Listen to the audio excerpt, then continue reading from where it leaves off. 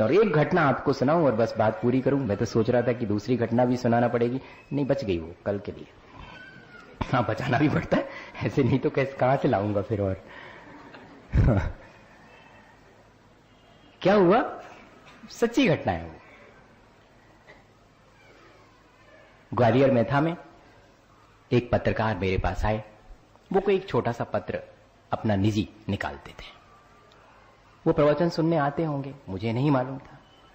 उन्होंने कहा, महाराज साहब, आप जो बातें प्रवचन में कहते हैं, हमें शुरू शुरू में लगता था कि ये सब पुराने जमाने की बातें आप सुनाते हैं, क्या धरा इसमें, लेकिन आज तो हमने अपनी आंखों से अपने जीवन में ये बातें घटित होते देखी। भाई मैंने कहा, क्या हुआ? बोले, आज ऐसी घटना मेरे पेपर में छपने के लिए आई कि मुझे उस पर विश्वास नहीं हुआ।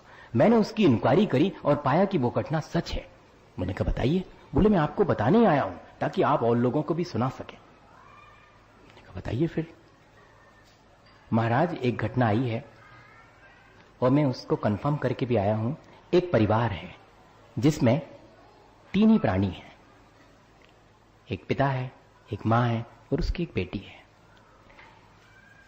पिता का अपने जीवन साथी से झगड़ा कई बार हो चुका, लेकिन इस बार जरा ज्यादा हो गया, और इतना ज्यादा हो गया कि नाराज होकर के और उस व्यक्ति ने अपनी जीवन साथी को घर से बाहर कर दिया। और बेटी ने कहा कि मैं भी जाऊं साथ में, तो बेटी को भी बाहर कर दिया। महाराज, उन मां और बेटी ने उसी मोहल्ले के कोने पर जाकर के एक मकान किराए से ले लिया। उन्हें कुछ भी नहीं दिया था उस व्यक्ति ने, जो वस्त्र पहने थे वही था। फिर भी लोग उनसे परिचित थे, इसलिए सद्भावनावश उन्होंने उनको ठहरने के लिए स्थान दे दिया।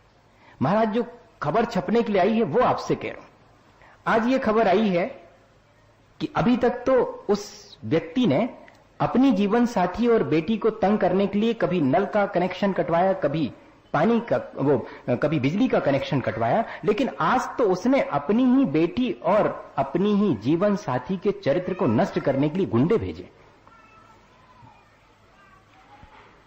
ये संसार का एक चेहरा है, घबराना नहीं। अच्छा भी है, वहां कुछ बुरा भी है। मुझे क्या करना है? मुझे सिर्फ ये करना है कि जहां जहां बुरा चेहरा है, हो सके तो वैसा मेरा ना हो, और हो सके तो उसको भी मैं अच्छा कर सकूं। बस इतना ही करना मुझे, और इस संसार में कुछ नहीं कर सकते। या तो मेरा चेहरा वैसा ना हो जाए जैसा कि वो चेहरा गंदा है, इतनी मैं संभाल करूं अपनी, और या कि कभी हो सके तो उस चेहरे को भी उज्जवल बना सकूं।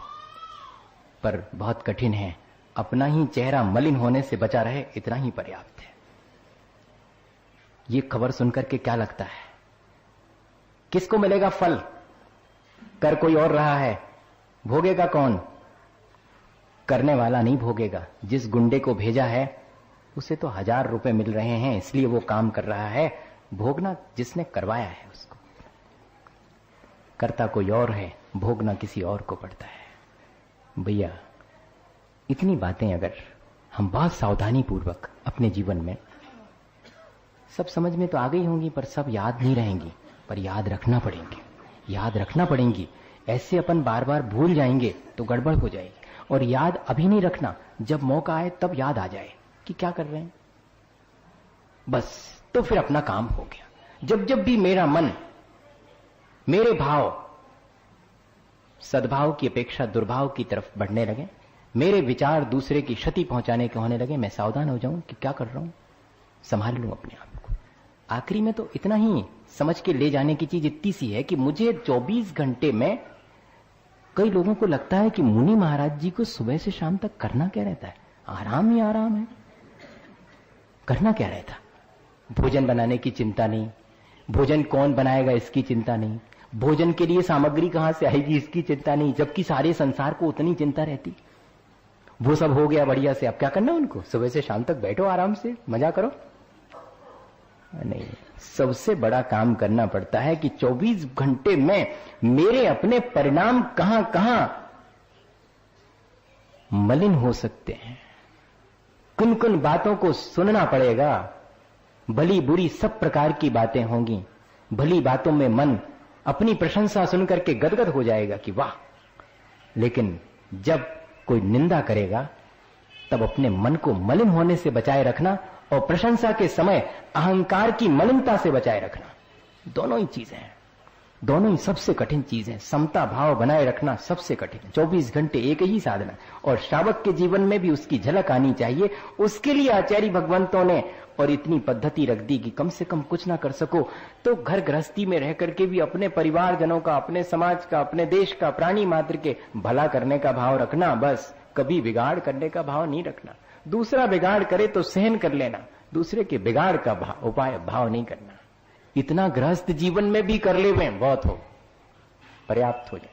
इसी भावना के साथ कि अपन करेंगे, शुरू करेंगे, हो सकेगा तो आज ही से शुरू कर देंगे, हो सकता है कि यहां से बाहर निकलते ही साथ शुरू कर देंगे। सबसे अच्छी शुरुआत तो यही होगी कि इसी क्षण मैंने तय कर लिया कि अब बस शुरू करूंगा।